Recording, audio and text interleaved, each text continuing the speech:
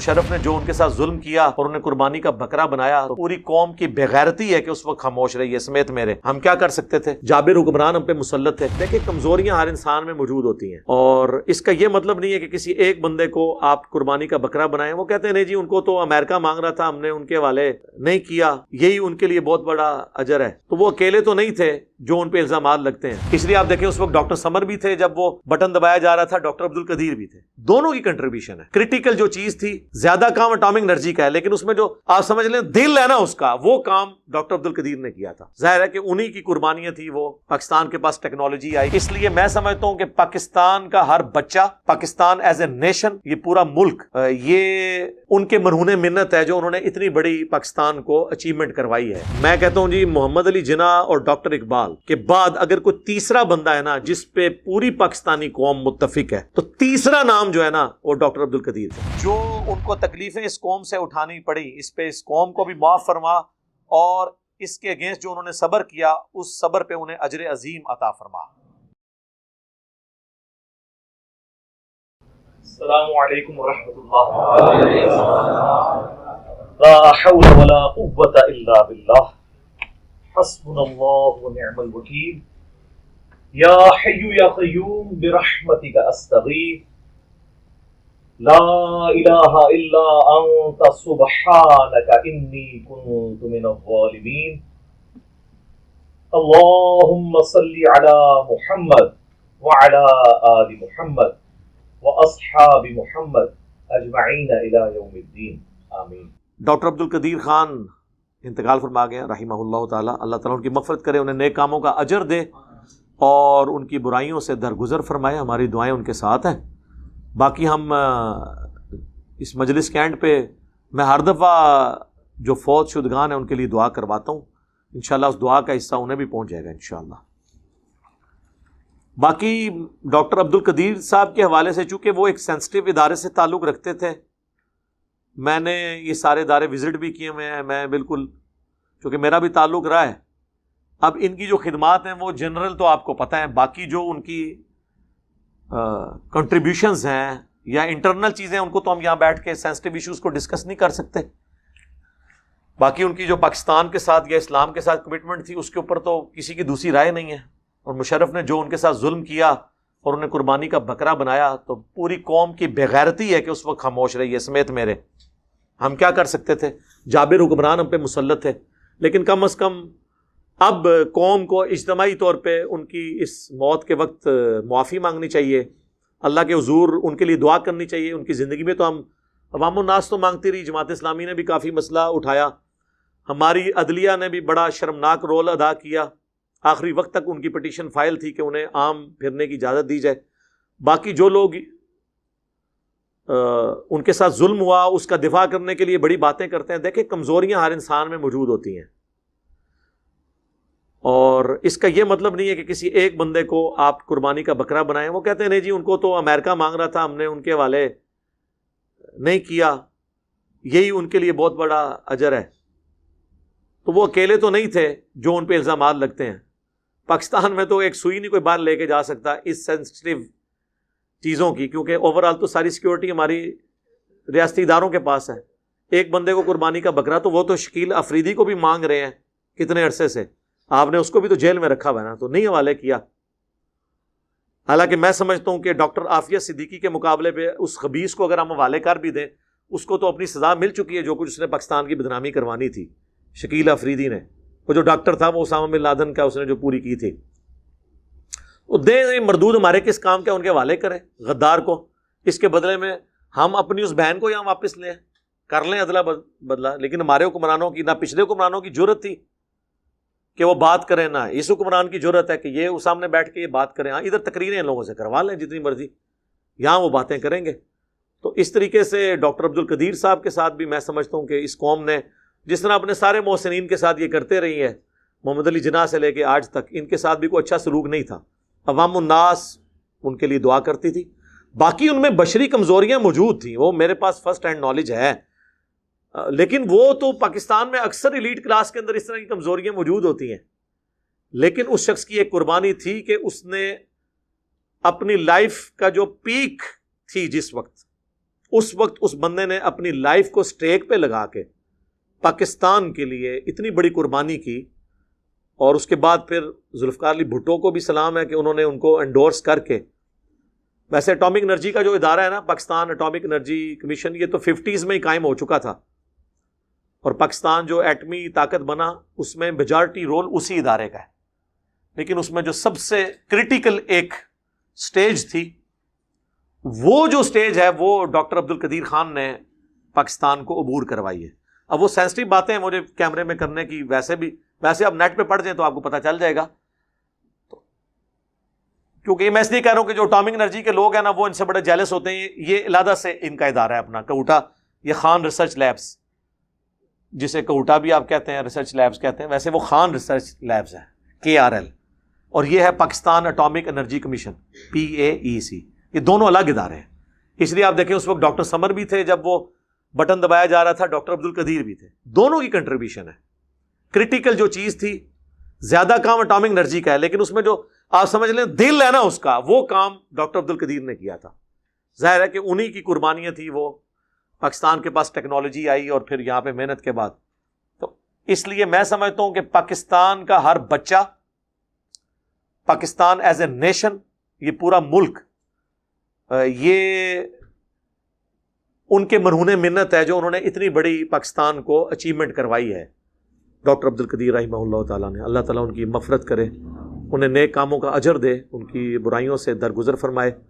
دیکھیں کمزوریاں ہر انسان میں ہیں، لیکن اس کی اچھائیوں کا ذکر اس اعتبار سے کریں کہ ان کی اچھائیاں ان کی کمزوریوں پہ بھاری ہیں.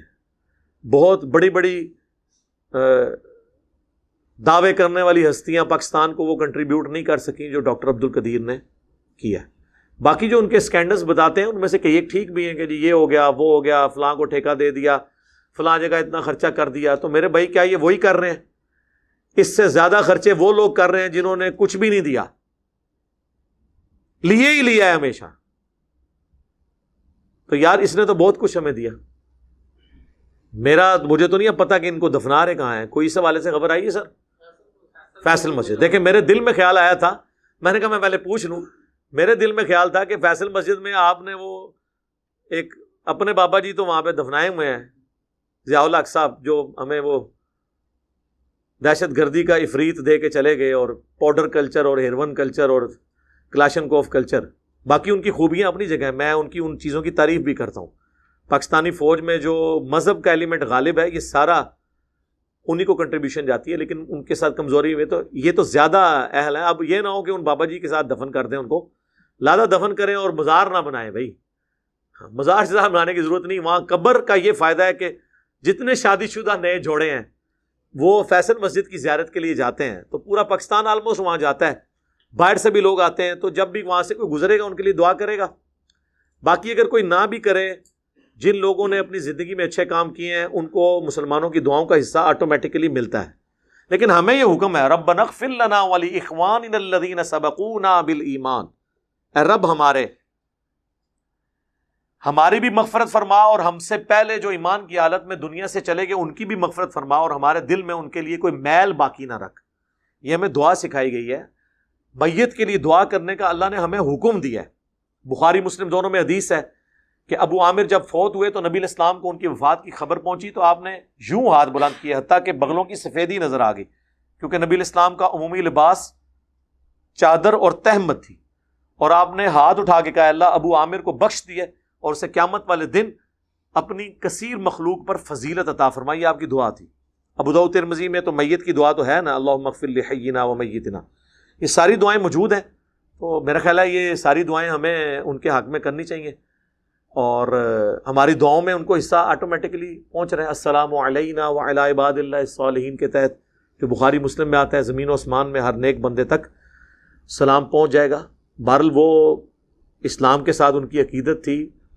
آخری وقت میں تو ظاہر ہے وہ بڑے مایوس ہوئے ہیں جو کچھ اس قوم نے ان کے ساتھ کیا. بہرحال قوم نے دیا بھی بہت کچھ ان کو، لیکن اس سے زیادہ کے حقدار تھے. جس تکلیف سے انہیں، جس کرب سے ان آخری 20 سالوں میں آلموسٹ 9/11 کے بعد آپ کہہ لیں گزرنا پڑا ہے، تو وہ اپنی جگہ. باقی ہے کہ میرا خیال ہے prime minister, army chief at least ان دونوں کو تو جنازے میں خود شامل ہونا چاہیے اسلام آباد کے اندر ایک گڈ جیسچر کے طور پہ، اور اس قبر کو بڑھا چڑھا کر پیش کرنا چاہیے. کوئی کسی سے ڈرنے کی ضرورت نہیں ہے.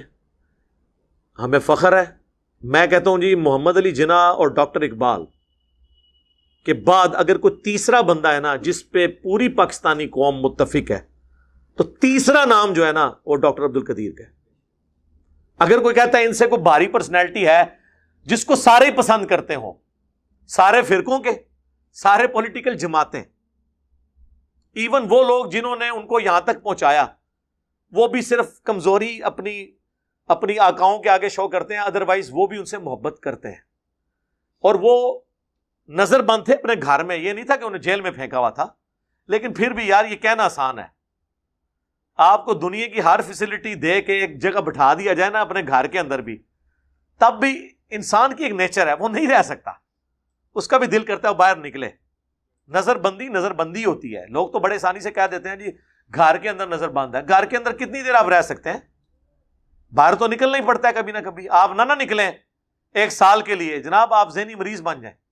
چاہے آپ کو دنیا کی ہر فیسلٹی ہو، آپ پوری دنیا کی خبریں آپ کے پاس آ رہی ہوں، انٹرنیٹ آپ کے پاس ہو، سب کچھ ہو، گھر میں رہ نہیں. انسان کی اللہ نے نیچر ایسی بنائی ہے کہ اس کو باہر نکلنا پڑتا ہے. ہمیں پتہ نہیں چلتا. ہم دن میں ایک دفعہ، یہ کورونا کے دنوں میں جب لاک ڈاؤن ہوا تھا، کیا حالت ہوئی تھی ہماری. سب سے زیادہ طلاقیں اور میاں بیوی کی لڑائیاں ان دنوں میں ہوئی ہیں، کیونکہ میاں بیوی کو اتنی دیر کٹھے رہنے کی کبھی عادت ہی نہیں تھی. اور اس سے بڑی بات جو بچے کرتے ہیں میاں بیوی کے ساتھ، بچے تو آپ کو پتا ہے ان کی تو بیٹریاں ڈسچارج ہی نہیں ہوتی. یہ تو میں تو کہتا ہوں اسکول والے بچوں کو پڑھائے نا، صرف جو 6-7 گھنٹے اسکول میں رکھ لیتے ہیں نا، اس کی بھی فیس لے لینا تو ان کی مہربانی ہے. میرا تو اپنا تجربہ یہ ہے، باقی لوگوں کا نہیں پتا. مجھے تو اب اسکولوں کی اتنی قدر آئی ہے. اور آپ کے لیے خوشخبری ہے، یہ پرائم منسٹر صاحب کی طرف سے، گورنمنٹ کی طرف سے اناؤنسمنٹ ہو چکی ہے، اس منڈے سے ریگولر کلاسیں شروع ہو رہی ہیں. اور آپ کو پتہ نہیں ہے اس کے جو برے اثرات ہوئے ہیں ایز اے نیشن ہمارے اوپر، ہمارے بچوں کے اوپر، اور کتنے لوگوں کا روزگار فارغ ہو گیا، کتنے ٹیچرز فارغ ہوئے ہیں. اور یہ جو گاڑیوں کے وینوں والا چکر تھا وہ تو بیچارے بے روزگار ہو گئے. ہفتے میں جب 2 دن اسکول جانا ہے تو لوگ پھر اپنے خود ہی موٹر بائک پہ جا کے چھوڑ آتے ہیں کہ یار ہم ان کو اب فیس دیں گے. اور وہ بھی الٹرنیٹو ڈیز کی وجہ سے گاڑی والے تو بیچارے کہتے تھے ہم پورے پیسے لیں گے کیونکہ ہمیں تو روزانہ اسکول جانا پڑتا ہے. آپ کہتے ہیں 2 دن، وہ تو اگلے 2 دن وہ دوسرے بچوں کو لے کے جا رہے ہوتے ہیں، ان کا تو روزانہ چکر لگتا ہے. ان کی روزگار فارغ ہوئی. اور جب یہ روڈوں پہ لوگ آگے خود چھوڑنے والے، روڈوں پہ ایکسیڈنٹ، ٹریفک بلاک، اور ٹریفک بلاک کے بعد جب بندہ گھر پہنچتا ہے تو جا کے سیدھا بیوی سے لڑتا ہے. یہ نیچرل چیز ہے. مینٹل ماڈلز ہمارے بدل گئے. ہمارے بچوں کی تعلیم کا بیڑا غرق ہو گیا اس کورونا کے اس پورے ایپیسوڈ کی وجہ سے. اس غریب نیشن کے پاس ایک ہی ذریعہ تھا غربت کے سرکل سے باہر نکلنے کا، پاورٹی سرکل کے باہر نکلنے کا. ہم لوگ بھی لوور مڈل کلاس سے اوپر آئے ہیں صرف اپنی تعلیم کی وجہ سے. وہ بھی انہوں نے ہم سے چھین لیا اس پورے سسٹم کی وجہ سے، اور ہائپ کریٹ کر کے. اب شکر ہے وہ یہ بتا رہے ہیں ہمارے بلال بھائی، چونکہ اس مہم کا حصہ ہیں گورنمنٹ کی طرف سے، یہ بتا رہے ہیں کہ اب 5 سال تک وہ کہہ رہے ہیں دوبارہ ویکسین کی ضرورت نہیں. 5 سال بعد انہوں نے ویسے ہی بھول جانا ہے. ہاں، کیونکہ اس سے خطرناک انفلوئنزا ہے جسے آپ نزلہ زکام کہتے ہیں، جو ہماری قومی بیماری ہے. اس کی ویکسین تو آج تک اللہ کے فضل سے ہمیں کسی گورنمنٹ نے نہیں لگوائی، نہ ہم نے خود لگائی ہے. اس کے ساتھ بھی ہم ایگزسٹ کر رہے ہیں. آج بھی دنیا میں نمبر 1 کلر ملیریا ہے، اس کے بعد یہ ہے. کورونا کا تو بہت نیچے نمبر آتا ہے، لیکن یہ ایک چل رہا تھا، چلیں ہم بھی اس سسٹم کا حصہ بنے ہیں. تو اب یہ پورے معاملات جو اس طریقے سے مس ہینڈل ہوئے ہیں، تو گھر کے اندر رہنا بہت بڑی آزمائش ہے. تو یہ میں اور ڈاکٹر عبد القدیر صاحب سے بات شروع ہوئی تھی، ان کو اس تکلیف سے گزرنا پڑا. اللہ تعالیٰ ہمیں بھی ایز اے قوم معاف کرے جو ہم نے ان کے ساتھ سلوک کیا، اور اس کی وجہ سے جو انہوں نے تکلیفیں اٹھائیں، اس صبر پہ انہیں اجر دے، اور وہ اجر ان کی غلطیوں کا کفارہ بن جائے. اللہم انی اسألک بانک انت اللہ لا الہ الا انت الاحد الصمد الذی لم یلد ولم یولد ولم یکن له کفوا احد وإلہکم الہ واحد لا الہ الا هو الرحمن الرحیم الف لام میم اللہ لا الہ الا هو الحی القیوم اللہم صلی علی محمد وعلی آل محمد ربنا آتنا فی الدنیا حسنہ وفی الآخرۃ حسنۃ وقنا عذاب النار اللہم احسن عاقبتنا فی الامور کلها وأجرنا من خزي الدنيا وعذاب الآخرة ربنا هب لنا من أزواجنا وذرياتنا قرة أعين وجعلنا للمتقين إماما۔ اے اللہ ہمارے ماں باپ کی، ہمارے بیوی بچوں کی، پوری امت کی تمام دینی دنیاوی جسمانی روحانی ظاہری باطنی پریشانیاں تکلیف مصیبتیں دکھ درد بیماریاں دشواریاں دور فرما، اور جن جن بھلائیوں کا سوال تیرے محبوب علیہ السلام نے تجھ سے کیا ان تمام کے حق میں ان بھلائیوں کو قبول فرما، اور جن جن چیزوں کے شر سے تیرے محبوب صلی اللہ علیہ وآلہ وسلم نے تیری پناہ طلب کی ان تمام لوگوں کو ان چیزوں کے شر سے اپنی پناہ عطا فرما۔ اے اللہ ڈاکٹر عبد القدیر صاحب رحمہ اللہ تعالیٰ کو بخش دے، اور قیامت والے دن انہیں کثیر مخلوق پر فضیلت عطا فرما، بحیثیت انسان جو ان سے برائیاں ہوئیں اے اللہ ان سے درگزر فرما، اور اے اللہ جو ان کو تکلیفیں اس قوم سے اٹھانی پڑی اس پہ اس قوم کو بھی معاف فرما، اور اس کے اگینسٹ جو انہوں نے صبر کیا اس صبر پہ انہیں اجر عظیم عطا فرما۔ اے اللہ ہمارے ملک پاکستان کی خیر فرما، اسے اندرونی اور بیرونی خطرات سے محفوظ فرما، پورے عالم اسلام کی خیر فرما۔ اے اللہ چائنا میں، کشمیر میں، فلسطین میں، افغانستان میں، عراق میں، شام میں، جہاں کہیں بھی مسلمان مصیبت پریشانی میں ہیں اے اللہ غیب سے ان کی مدد فرما۔ حاضرین کے دلوں میں جو نیک اور جائز دعائیں ہیں قبول فرما، حاضرین کے جو چھوٹے بڑے رشتہ دار فوت ہو چکے ان کی مغفرت فرما۔ اللہم اغفر لحینا ومیتنا وشاہدنا وغائبنا وصغیرنا وکبیرنا وذکرنا وانثانا، اللہم من احییتہ منا فاحیہ علی الاسلام ومن توفیتہ منا فتوفہ علی الایمان۔ سبحان ربک رب العزت عما یصفون وسلام علی المرسلین والحمد للہ رب العالمین، وصلی اللہ علی النبی الکریم وعلی آلہ واصحابہ اجمعین الی یوم الدین، آمین۔